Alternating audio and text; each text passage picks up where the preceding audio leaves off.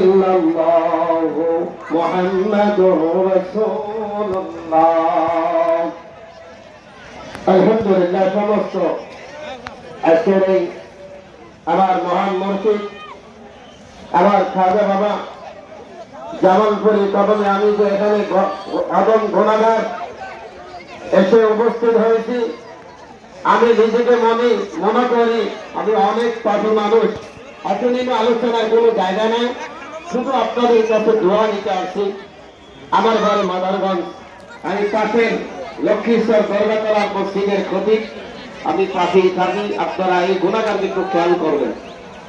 আমি আপনাদের খেদমতে আরজ করি, এরকম একটি মজলিসে রাসূল সাল্লাল্লাহু আলাইহি ওয়াসাল্লাম বলেন যে হালাকুল জিকির রিয়াজুল জান্নাত থেকে দেখা যায়, জিকির হয়, মিলাদ হয়, কিয়াম হয়।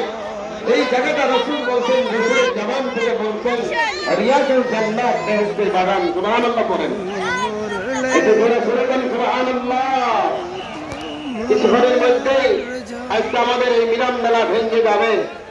এক বছরের নিয়মতে আল্লাহ তারে কার কোনদিন হায়াত কত পর্যন্ত আছে এটা আল্লাহ পাকের সারা মুর্শিদ ছাড়া কেউ জানে না। এই জন্য আমরা জোরে জোরে পড়ি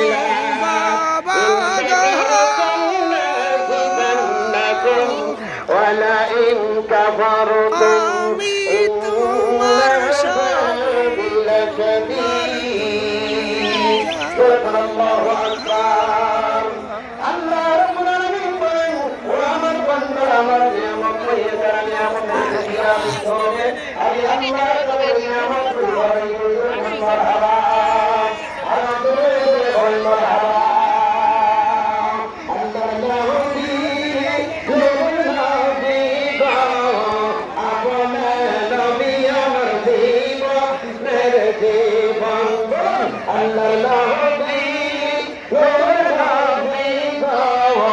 আপনে নবী আমার জীবনের জীবন, আপনে নবী মোর জীবন সাথী, অন্ধকার কবরের বাতি, আপনে সারা মোর বাসে না পরাম। জোরে বলেন আল্লাহর নবী মায়ের নবী গো, আপনে নবী আমার জীবনের জীবন।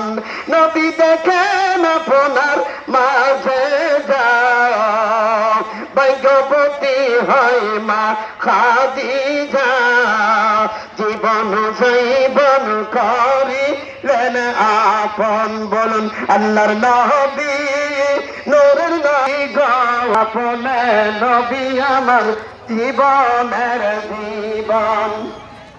তাই গায়া মুঝে ভাগ্যবতী মা খাদিজা। মারহাবা বলুন, একটু জোরে করলে মারহাবা। নবীন ভাই গায়া মুঝে ভাগ্যবতী মা খাদিজা, জীবন যৌবন করিলেন আপন। ওরে মাল দৌলত যাহা ছিল স্মরণে সব সাইকা দিল, করিলেন নবী আপনাকে জীবনের আপন। বলুন আল্লাহর নবী নূরের নবী গো, আপনে আমার জীবনের জীবন।